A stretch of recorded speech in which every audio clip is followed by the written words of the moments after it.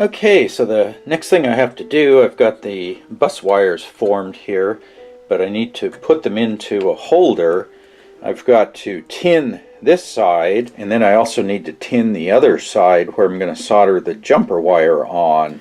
And in order to minimize the amount of handling, what I want to do is have this holder ready to go, because I need to put all of the bus wires in my terminal in place before I put the batteries in, because once I put the batteries in, I can't really work on this anymore because the batteries are in the way. So I really want to minimize the amount of time I spend handling these things. So actually, one thing I've thought of now is, instead of putting these insulators on in a separate step, if I build any more of these new cell packs, I need to have these insulators on hand.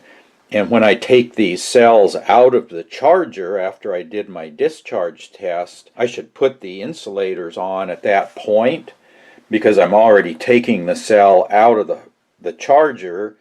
I could put the insulator on and then put it over here. So that would save me one extra step. I wouldn't have to go through and do a separate step of insulating all these. I could do that right as I take it out of the cell charger. Since there's actually 400 of these insulators that got put on, just that task of putting the insulators on the 400 cells is over an hour. And if I could have done that at the same time that I took them out of the charger, I could have saved an hour's worth of time. I think that's the big thing. You really have to think through your process. I just didn't know what I was going to do for these insulators at the time, so I'm just trying to keep improving the process as I go along. But anyway, what we've got to do before I do anything to these cells is I've got to put my little flag terminal. This has a screw terminal, and then I've soldered in a bullet connector into the end. So I make up a whole bunch of those, and then those just fit right in this recess here. I got to get it all the way to the bottom, because now I've got to get the bus wires in. So that's the bottom half of the circle. And then I have to push this one over, and there's the top half of the circle. This is what I was mentioning earlier, is I want to run my drill bit down through the hole in the flag terminal, and then I've got to come out through the bottom here, and that way everything gets lined up. So we got that there, and then I take my brass screw and a washer. So these are 832 by 1 brass screws. Yeah, there we go. And I get it in there a ways so that holds everything in place, and then I get my square nut. The 832 is just perfect, because that nut just goes right in there. And then let's get our driver in, and you can see there, perfect.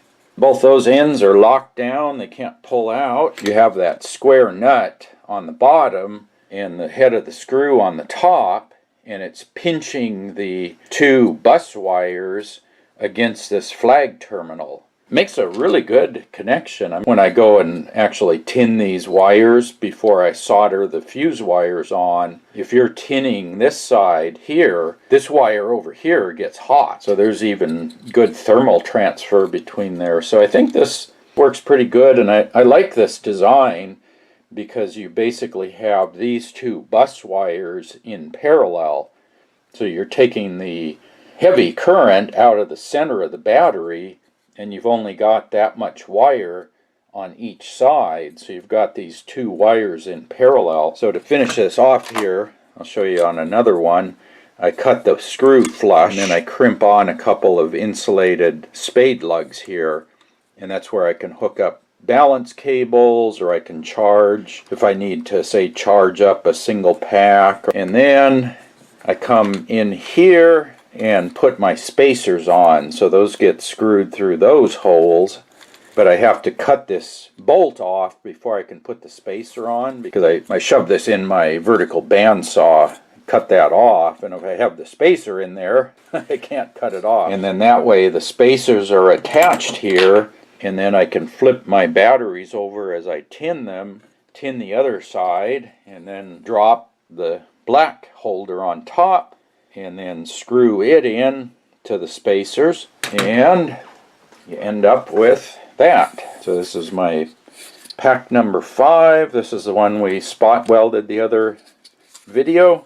I need to come in here, tin the bus wire, and then I can add my fuse wires on top and the jumper wires on the bottom here, and repeat 4 times, and then hook these 4 in series, and I got another batteries. This will be 0.5 kilowatt-hour once I get 4 of these ready to go. So yeah, got to get busy.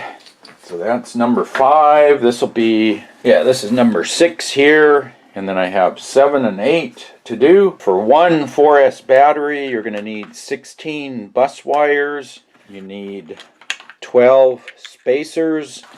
You need 24 screws, and this is one thing I messed up on. I got stainless steel screws, so I used number 6 by 5/8 for these spacers, and I got them in stainless steel thinking that'll, you know, prevent corrosion. The problem is stainless steel is non-magnetic, and these holes are really deep. I wish I would have got regular zinc plated screws, because it's really hard to get that screw in that hole. Like, yeah, I missed it. You know, since I have these things, I might as well use them. Slight correction I guess I need to do in the future is probably do zinc plated steel. Anyway, just sharing some of my lessons learned here.